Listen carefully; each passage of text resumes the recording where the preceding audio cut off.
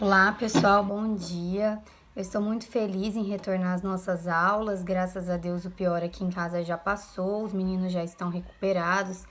Eu também, embora tenha testado negativo, tive muitos sintomas e não sei realmente se contraí ou não, porque nos testes deram todos negativos, mas não sei se foi ansiedade, o que foi, mas nós passamos dias ruins aqui, então eu peço a compreensão de vocês. Eu estou corrigindo as redações, voltei a corrigir ontem, né, porque eu estava de atestado médico, mas eu já voltei a corrigir, de agora para frente vai ficar tudo bem, já está tudo bem, e eu agradeço mesmo a compreensão de vocês, tá, por esse período que eu me ausentei das aulas.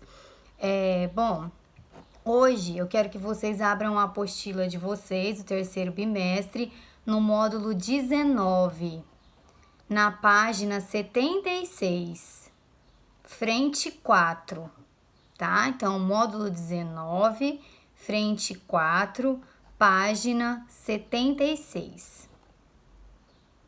Nós vamos falar hoje, então, das tão chamadas, que vocês já viram, funções da linguagem. No módulo 19, ele traz aqui algumas funções da linguagem que são responsáveis pela comunicação. Vocês vão ver aí que tem um quadrinho que ele fala emissor, mensagem, receptor, contexto e código, né?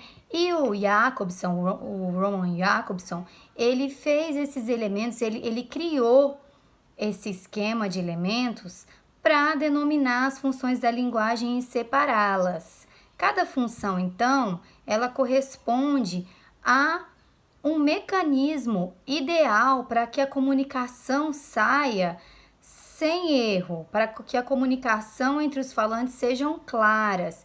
Então, a partir dessa teoria criada por Jakobson e também por esse esquema montado por ele, a gente vai poder entender e identificar as funções da linguagem em cada estilo textual diferente. Vamos acompanhar aí? Então, a primeira função da linguagem é a função referencial. Ela está centrada no contexto.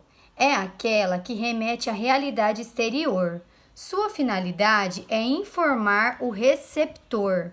É usada principalmente em textos de caráter objetivo e textos informativos. A função referencial, então, ela vem com a finalidade principal de informação. A função referencial, ela é identificada em textos que visa levar ao leitor a compreensão de algo que ele quer informar. Vamos ver aqui, o exemplo. Nas 14 edições dos Jogos Pan-Americanos, 34 marcas mundiais foram quebradas. Só no Pan de 1967 foram 14 recordes batidos, dos quais 13 pelo nadador americano Mark Spitz, o maior recordista mundial em Pan. Então, olha só a função referencial aí. Ela vem trazer informações importantes acerca daquilo que ela quer te passar. No caso aqui, né, ela está falando das marcas mundiais que foram quebradas nos Jogos Pan-Americanos. E aí ela vem falar dessas marcas. Então, a função referencial, ela sempre vai trazer alguma informação de valor para o leitor. Então, função referencial é a própria demonstração da realidade que ela quer que o leitor apreenda. Faça uma flechinha, função referencial, informações, certo? Ela sempre vai ter um conteúdo de informação. Ela vai trazer algum dado, ela vai trazer alguma notícia. A função referencial está ligada a isso. Depois a gente vem para a segunda, na mesma página, a função emotiva ou expressiva. Ela está centrada no emissor, no eu da comunicação. É aquela que exterioriza o estado psíquico do emissor, traduzindo opiniões e emoções. Aparece, portanto, na primeira pessoa. A função emotiva, gente, vocês sempre vão lembrar que é aquilo que sai do interior, tá? É uma análise, uma expressão sentimental e subjetiva de quem fala. Então, por isso ele fala que ela vai estar em primeira pessoa, porque o eu, aquele que está exteriorizando as suas emoções, os seus sentimentos, é ele que vai falar ali, naquele contexto de linguagem. Exemplo aqui, a tua ausência, para que a minha dor não acha nome bastante triste, há de privar-me para sempre de mirar nos teus olhos, onde eu via tanto amor, que me enchiam de alegria, que eram tudo para mim. Ai de mim, os meus perderam a luz que os alumiava e não fazem senão chorar. Então você vê que é alguém que está expressando aquela dor, aquele sentimento, aquele amor. Essa é a função emotiva. Vocês já viram isso, né? Mas vale a pena relembrar para que vocês não se esqueçam. Depois vem a terceira, que é a função fática. Lembra lá no primeiro ano, quando vocês fizeram um trabalho para mim? Eu não lembro o grupo que até falou que a função fática, ela sempre ia estabelecer diálogo. A apostila do primeiro ano, ela traz mais sintetizada. Mas não deixa de ser isso. A função fática, ela está centrada no canal da comunicação e ela tem por objetivo estabelecer esse contato direto.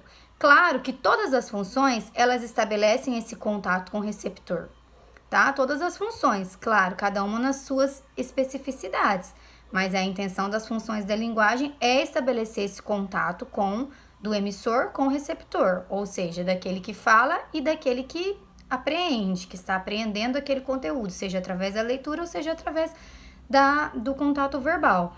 Mas a função fática, ela é específica para tratar disso. Por quê? Porque ela vai estabelecer um diálogo direto por meio da pontuação. Por exemplo, aqui, ó, vocês vão ver a presença de travessão, né? A presença do diálogo marcado mesmo. Então, a função fática, se quiserem fazer uma flechinha, ela tem um diálogo marcado. Ela traz essa especificidade da marca do diálogo entre os personagens ali. Aí tem aqui o textinho, sinal fechado. Olá, como vai? Eu vou indo, e você, tudo bem? Entenderam? Então, sempre ela vem com isso. Ela vem com essa marca de expressar, né, uma ligação direta de diálogo. Então, quando vocês se depararem com um texto com travessão, com um diálogo bem marcado entre os personagens, ali dentro está a função fática. Depois, na quarta, a gente vem para a função conativa e apelativa. Para mim, é uma das funções mais importantes, porque vocês se utilizam desse mecanismo linguístico nos textos dissertativos e argumentativos, assim como artigo de opinião, que exige, né, essa característica mais apelativa. E aqui está a função conativa e apelativa. Então, ela é centrada no receptor, tu ou você, a segunda pessoa da comunicação. É aquela que tem por objetivo influir no comportamento do receptor por meio de um apelo ou ordem. Emprega verbos no imperativo e vocativos. É utilizada principalmente em textos propagandísticos ou outros que visam convencer o receptor, grifem aí, tá? Que visam convencer o receptor a adotar alguma opinião ou comportamento.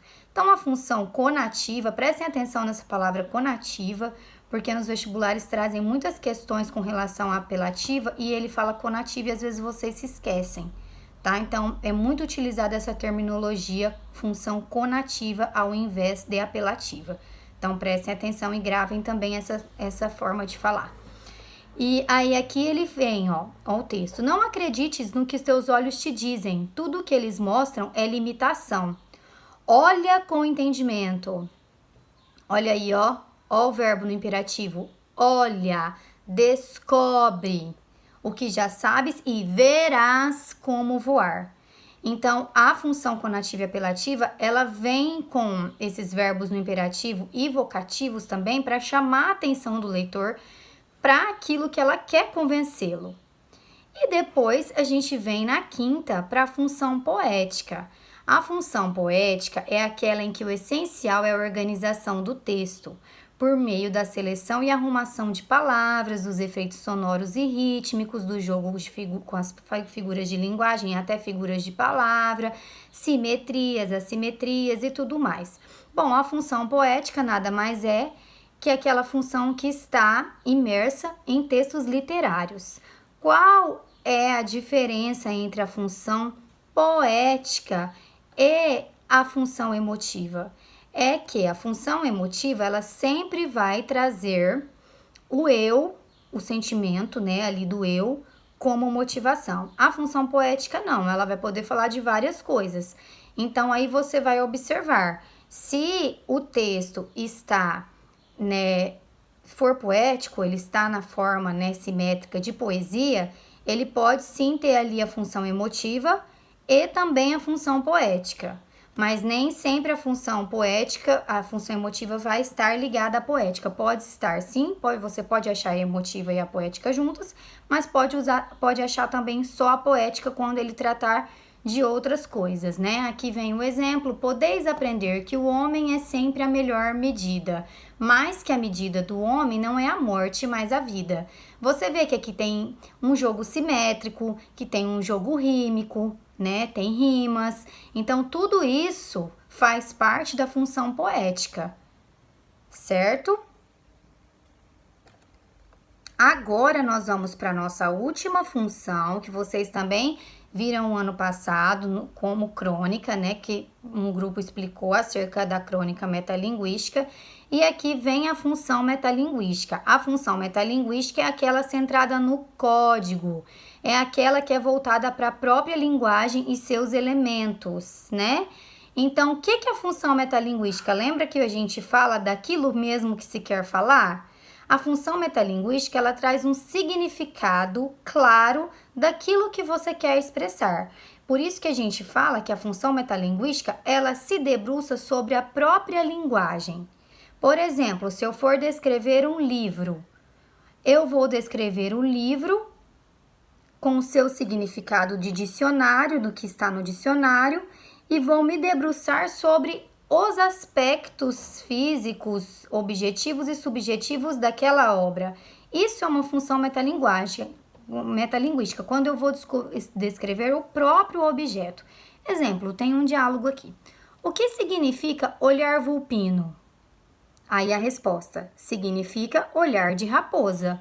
Ou seja, eu tenho uma pergunta do que significa algo e eu já tenho a resposta do que é aquilo. Essa é a função metalinguística, aquela que se debruça sobre o próprio objeto a ser estudado, sobre a própria linguagem, certo? Por exemplo, aqui, poemas. Os poemas são pássaros que chegam, não se sabe de onde e pousam, no livro que lês.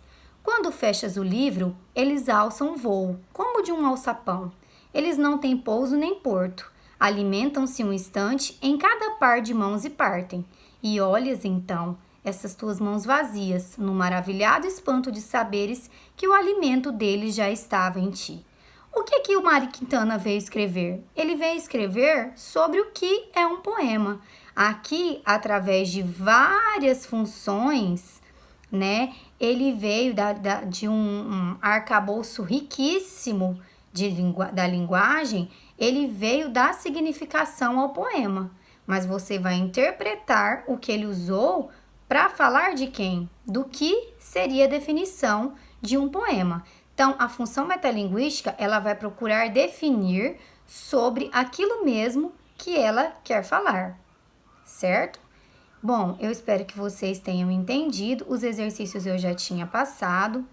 Se vocês tiverem dúvidas com relação à correção dos exercícios, vocês me perguntam aqui pelo WhatsApp. E hoje vamos para a prática que eu já postei aí no Classroom. Um beijo, eu estou aqui. Eu prometo que até o final dessa semana eu devolvo todas as redações de vocês já corrigidas, tá? Fiquem com Deus.